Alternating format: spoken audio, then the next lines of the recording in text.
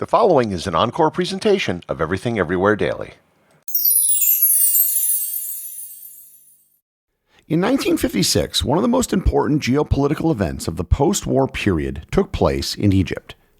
The Egyptian president, Gamal Abdel Nasser, nationalized the Suez Canal, one of the most important waterways in the world.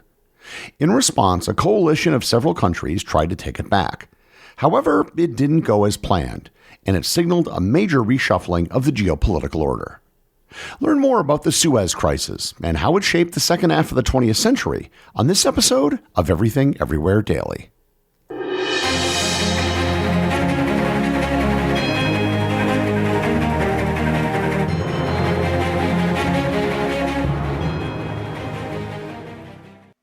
This episode is sponsored by Fiji Water. You've probably heard of Fiji Water and have seen it in stores. Well, Fiji Water really is from the islands of Fiji. Drop by drop, Fiji water is filtered through volcanic rock, 1,600 miles away from the nearest continent and all its pollution, protected and preserved naturally from external elements. In this process, it collects a unique profile of electrolytes and minerals, resulting in more than double the electrolytes as the other top two premium bottled water brands, giving Fiji water its smooth taste. Fiji water's electrolytes are 100% natural, and this water even has a perfectly balanced pH of 7.7. I've recently been trying to reduce my consumption of diet soda, and I found Fiji water to be a great alternative. Visit your local retailer to pick up some Fiji water today for your next backyard party, beach day, hike, or even your home office. Fiji water is Earth's finest water. This episode is sponsored by Mint Mobile. According to recent data, approximately 98% of all Americans own a mobile phone, and that means a monthly phone bill is something that almost all of us share. With all the bills you have to pay, why pay more than you have to for your phone bill? With Mint Mobile, you can start with plans as low as $15 per month. And with Mint Mobile, you can keep your phone, your number, and use the same towers and networks that you do now. All you do is save money. And that's why I recommend Mint Mobile. This year, skip breaking a sweat and breaking the bank. Get this new customer offer and your 3-month unlimited wireless plan for just $15 a month at mintmobile.com/EED. That's mintmobile.com/EED. Upfront payment of $45 required, equivalent to $15 a month. Limited time new customer offer for first 3 months only. Speeds may slow above 35 gigabits on unlimited plan. Taxes and fees extra. See Mint Mobile for details. What I'll be referring to as the Suez Crisis is known by other names in other countries. It is also referred to as the Second Arab-Israeli War, the War of Tripartite Aggression in the Arab world, and the Sinai War in Israel. Although it didn't rank anywhere near the top of the major conflicts of the 20th century in terms of casualties, it played an outsized role in shaping the post-war geopolitical order, the effects of which can still be felt today. In a previous episode, I covered the history of the Suez Canal. The idea of a canal connecting the Mediterranean and Red Seas was an idea that went back almost 4,000 years. It wasn't until the 19th century, however, that a canal was built by a French company that received a 99-year lease from Muhammad Ali Pasha, the then ruler of Egypt. After more than a decade of work, the canal opened in 1869. The British initially objected to the canal's construction because they controlled the routes around Africa, but once it opened, they purchased 44% ownership in the canal, and it became a vital link between India and Britain. In 1882, the British were invited by the then leader of Egypt to put down an uprising, and they took control of the canal. The British continued to control the canal through the First and Second World Wars, considering it to be vital to defending the British Empire.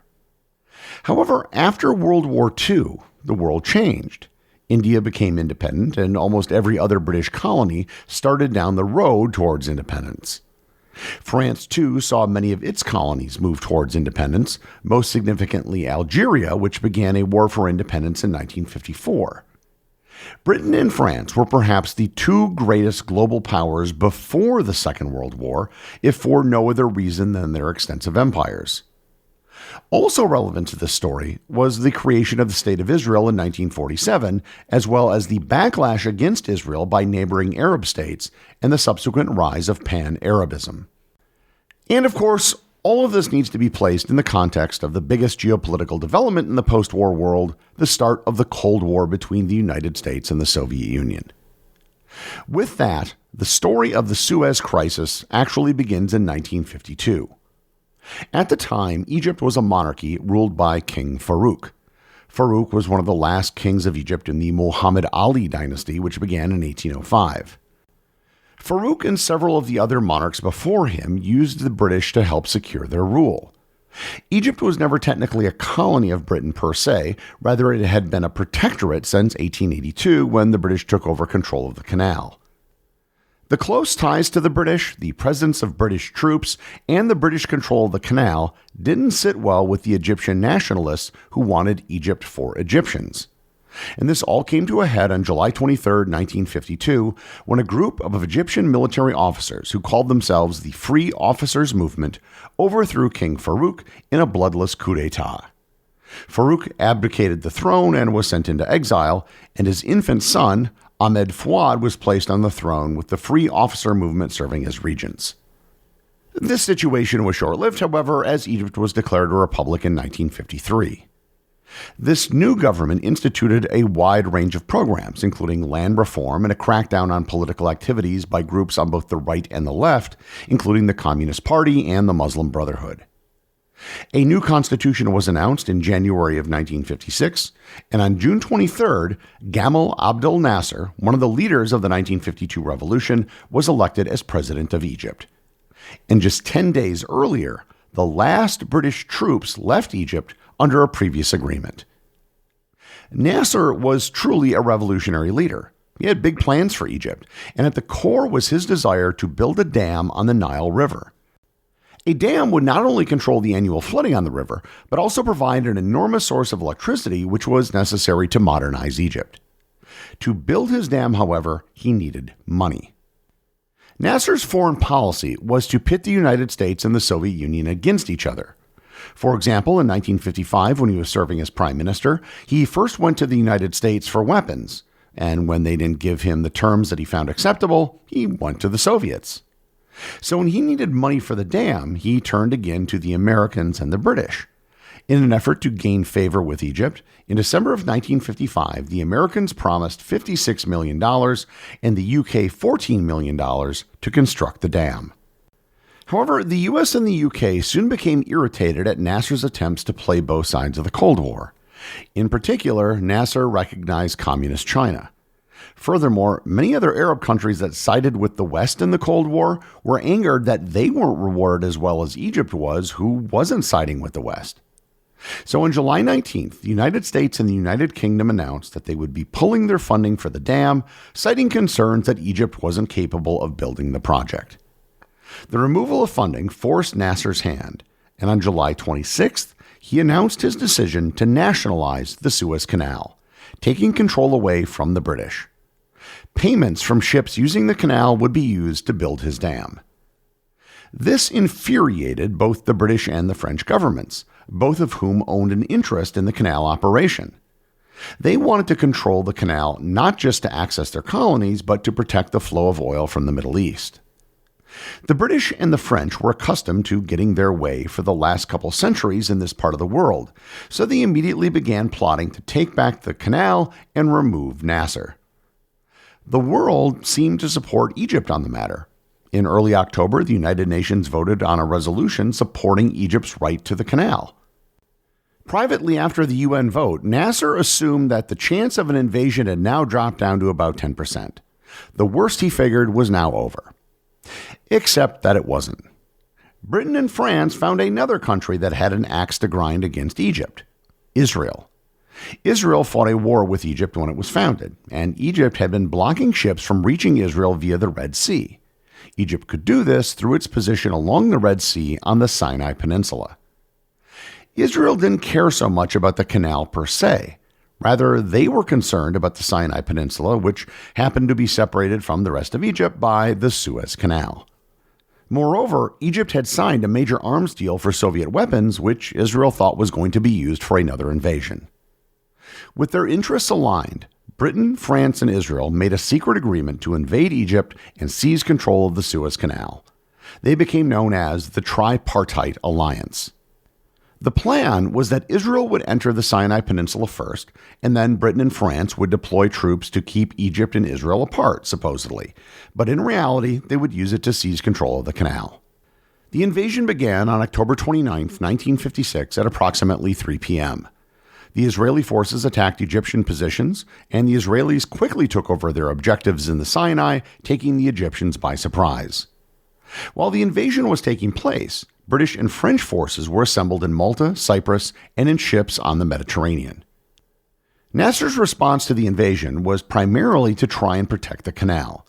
He ordered tanks to fall back to the canal, which many of his generals disagreed with. They were concerned that the Egyptian tanks would be stranded on the other side of the canal where they couldn't be supported from the rest of Egypt.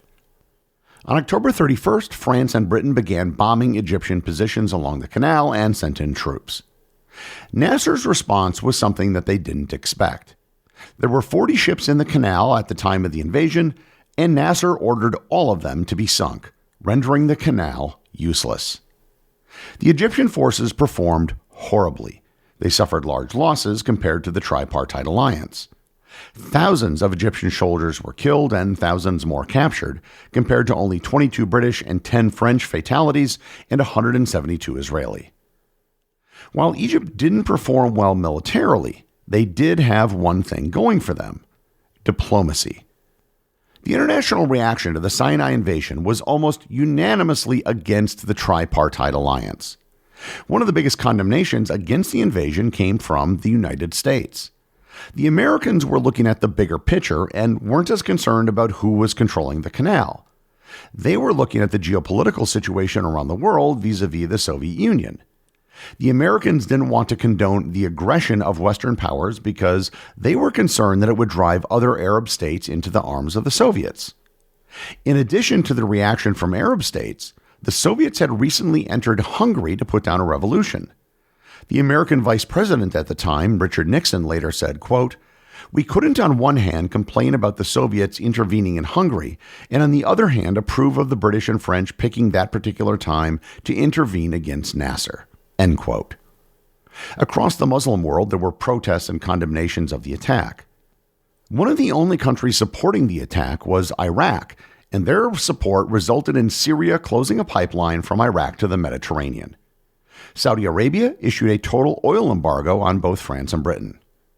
The Soviets likewise condemned the attack. However, they went further and threatened to send forces to Egypt to fight the British and the French. On November 1st, the United Nations began debating a resolution that was passed by the General Assembly by a margin of 64 countries in favor and only 5 opposed: Australia, New Zealand, Britain, France, and Israel. Nasser also reached out to President Eisenhower to provide diplomatic assistance, something that he did not ask of Nikita Khrushchev. The United States began to put heavy pressure on Britain and France to withdraw their forces. Eisenhower didn't want something that the United States didn't even care about to be the thing that sparked World War III.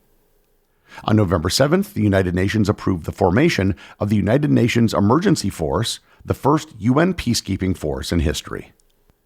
With increasing international and domestic outrage, and with the canal out of commission anyhow due to the sinking of the ships, Britain and France withdrew all of their soldiers by the end of December. The Israelis kept troops in Sinai till 1957, when they were replaced by UN peacekeeping troops. Ultimately, they got the one thing out of this that they really wanted: lifting the blockade on the Red Sea. Nasser, despite the abysmal performance of the Egyptian military, came out of the entire affair smelling like a rose. He wound up with full control of the Suez Canal, and his stature rose in the Arab world, which now looked upon him as their natural leader. But the biggest thing that came out of the entire Suez Crisis was that Britain and France were no longer seen to be the great powers that they used to be. The entire affair was a disaster for them, and they achieved none of the objectives that they set out to achieve. They showed that they were no longer the great powers that they used to be, and were now subordinate to the United States and the Soviet Union in the Cold War. The executive producer of Everything Everywhere Daily is Charles Daniel. The associate producers are Austin Oetken and Cameron Kieffer. My big thanks go to everyone who supports the show over on Patreon. Your support helps make this podcast possible. And I also want to remind everyone about the community groups on Facebook and Discord. That's where everything happens that's outside the podcast. And links to those are available in the show notes. As always, if you leave a review on any major podcast app or in the above community groups, you too can have it read on the show.